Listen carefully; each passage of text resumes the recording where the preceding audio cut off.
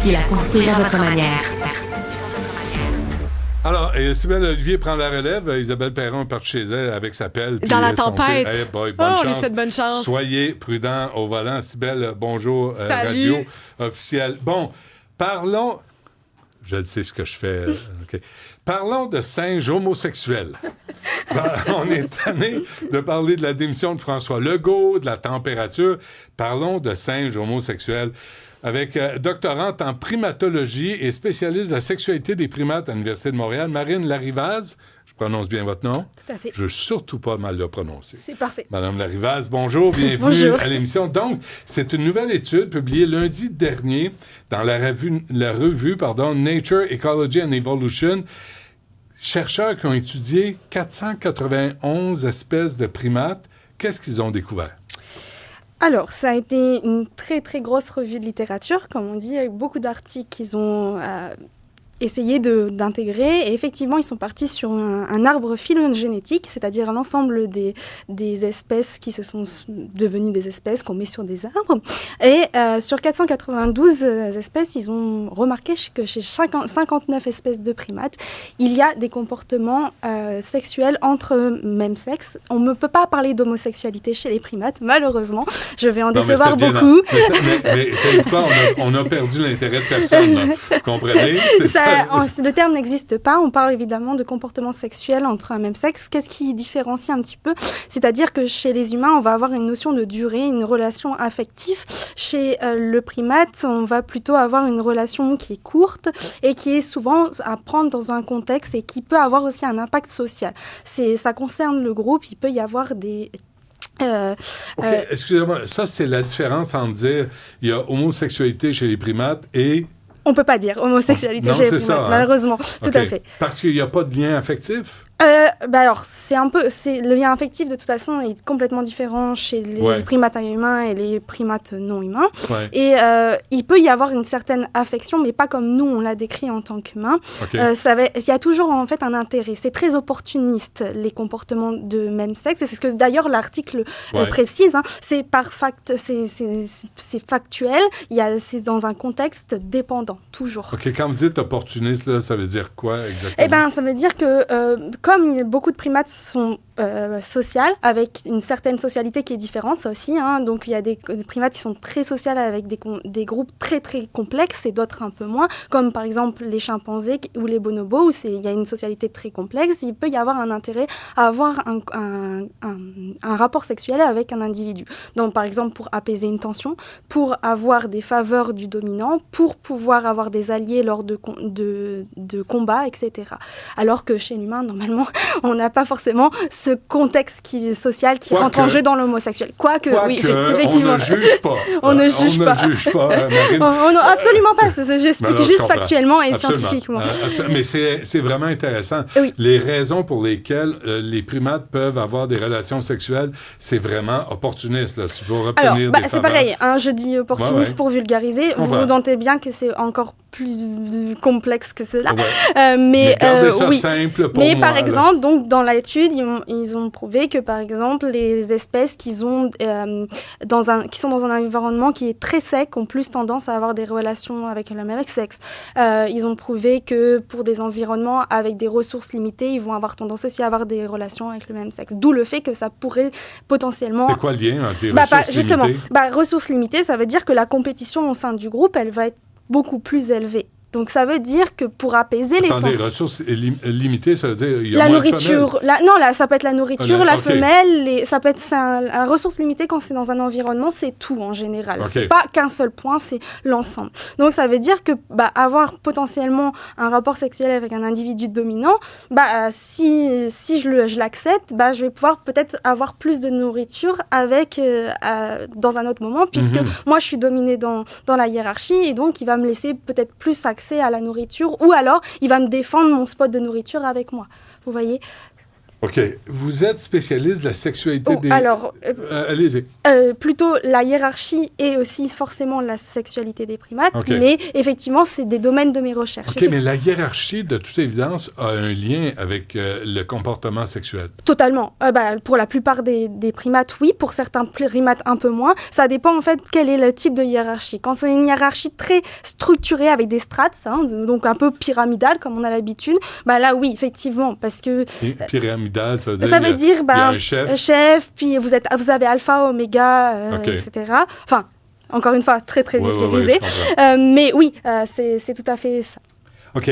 Donc, qu'est-ce que vous cherchez à comprendre? Parce que, à la limite, que les singes, je le dis, aient des relations sexuelles ensemble, là, pour toutes sortes de privilèges ou d'opportunités, je comprends ça, mais qu'est-ce qu'on cherche? Qu'est-ce que ça révèle? Ça nous permet de comprendre plus la dynamique de la socialité chez les primates. Donc, c'est de la recherche un peu fondamentale. Donc, on peut comprendre, pourquoi on en observe plus en plus. Peut-être que, justement, avec le changement climatique, on va peut-être voir apparaître de plus en plus de ces comportements. Comme le souligne l'article, justement, il faudra refaire des articles pour voir si ce qu'ils ont mis en évidence sur le comportement sexuel de même sexe avec les facteurs environnementaux, est-ce que ça va se poursuivre sur des années? Est-ce que ça a tendance à augmenter ou diminuer? Ça, on ne peut pas savoir. OK. Mais Marine Larrivaz, je vais vous poser la question autrement. Qu'est-ce qui vous intéresse là-dedans? Qu'est-ce que vous trouvez important qu'on sache? C'est important de comprendre une autre forme de sexualité autre que la nôtre aussi, parce que l'humain est très fort pour faire de l'anthropomorphisme et justement appliquer des termes qu'il voit ou qu'il entend. Et donc justement, le fait qu'on s'attache à des comportements qu'on pourrait, comme vous l'avez défini, homosexuels, mais qu'en réalité, c'est plus complexe que ça, permet en fait de mieux adapter les mesures qu'on pourrait mettre aussi en place pour la conservation des espèces, etc. Est-ce que ça s'applique aussi aux femelles? Oui, alors l'étude a pris en compte les femelles et les mâles. Et la hiérarchie chez les femelles... Elle est beaucoup plus importante en général, je sais. C'est mes étudiants en cours, des fois, quand je dis la plupart des groupes des femelles est dominé par les femelles. C'est en réalité vrai et un peu faux aussi, mais la majorité du temps, ce sont les femelles. Il y a beaucoup de matriarcalité. Comment ça s'exprime? Ça s'exprime par... en général, la plupart, vous naissez dans un groupe de femelles et vous allez hériter du rang de votre mère. Et ensuite, après ça, ça va s'exprimer par les femelles qui sont dominantes vont avoir plus d'alliés. C'est ça qui fonctionne le plus. Et le rang dans le... T'accordes de quoi comme privilège ou comme responsabilité? Les spots de nourriture en priorité, ils vont manger en priorité. Ça va permettre d'avoir accès aux mâles de meilleure qualité. De meilleure qualité? Oui, effectivement, c'est des termes qu'on utilise en primatologie parce que, évidemment, toutes les mâles et toutes les femelles n'ont pas les mêmes places dans la hiérarchie. L'être humain aussi, des mâles de meilleure qualité, j'ai déjà entendu ça. Ça, je laisse les humains dealer avec ça. Moi... Est-ce que les femelles peuvent dominer des mâles? Oui. Ah oui? Oui, pas dans toutes les espèces. Encore une fois, c'est ça le souci avec la primatologie, c'est que tout est par espèce et qu'on peut pas faire la généralité. Il faut bien à chaque fois nuancer. Il faut se dire où est-ce qu'on est, dans quelle espèce, dans quel contexte. Parce que voilà, chaque comportement en éthologie, donc la science du comportement animal et humain, chaque comportement que l'on voit, on l'interprète dans l'environnement. Et il faut prendre tout en compte, que ce soit l'espèce, l'environnement et le passé de l'individu. OK. Je lisais sur le paradoxe darwinien. Oula! Et si je comprends bien, Marine, là, expliquez-moi, si tu n'as pas de relation sexuelle pour te reproduire, tu vas contre la théorie de l'évolution de Darwin. Alors, l'individu en lui-même, il n'aura pas conscience de ça, on s'entend bien. Non, c'est notre vision. C'est notre vision aussi. Mais effectivement, un individu qui ne va pas se reproduire dans son environnement, ses gènes ne vont plus être perpétués. C'est ça le paradoxe, entre guillemets.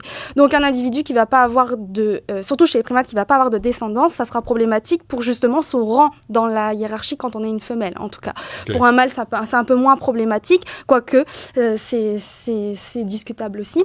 Mais une femelle qui va naître et qui ne va pas avoir d'enfants dans un groupe de macaques très social, par exemple, ou un groupe de chimpanzés très social, ne va pas s'assurer de rang social. C'est-à-dire qu'en général, il lui faut des enfants pour accéder à une hiérarchie assez importante. OK. Mais la norme, c'est que le mâle ait des relations sexuelles avec les femelles pour se reproduire, pour avoir...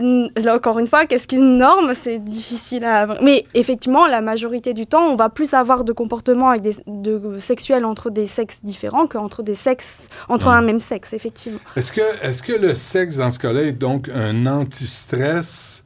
Est-ce qu'il fume une cigarette après? Non, c'est pas un anti-stress, mais par contre, ça peut apaiser un groupe, dans le sens que si il y en a plusieurs qui le font au même moment, ça va... Non. Alors ça c'est assez drôle, parce que je l'ai retrouvé des fois dans des copies, ce terme-là. C'est vrai. C'est vrai. Mais en fait, c'est par couple, mais par contre, ils le font au même moment, mais pas tous ensemble, comme on a cette image. C'est pas vraiment ça. Ouais. Et oui, donc ça peut apaiser les tensions, parce que pendant toute la durée, ils le font, ils se tapent pas dessus, par exemple. Ou alors, ils vont pas être en compétition pour la nourriture. Ouais. Oui. Mais il y aura pas un moment, comment dire, comme nous, avec une petite cigarette, ou aller chercher son fruit préféré. En tout cas, moi, je l'ai jamais observé en pleine nature de cette façon-là. Se tenir en cuillère et faire un petit câlin, non?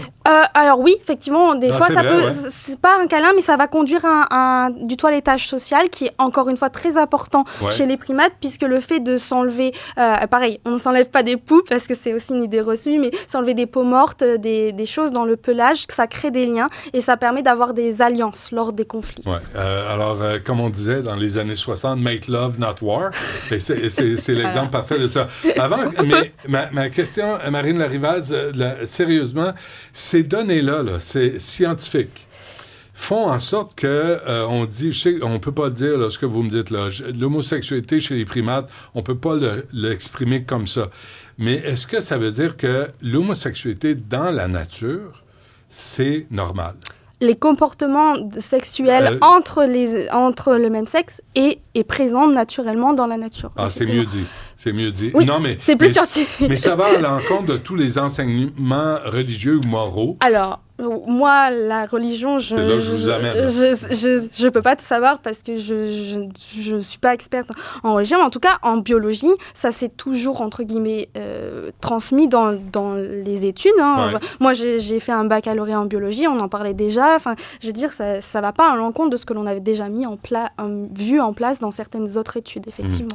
Vraiment, vraiment intéressant. Les doctorantes en primatologie. Et allez vous promener dans la salle de nouvelles. Il y a plein de primates, là. Vous allez voir, vous allez être étonné. Spécialiste de la sexualité des primates à l'Université de Montréal, Marine Larrivaz. Un gros merci. Je vous en prie, avec grand plaisir. Merci, bonne chance.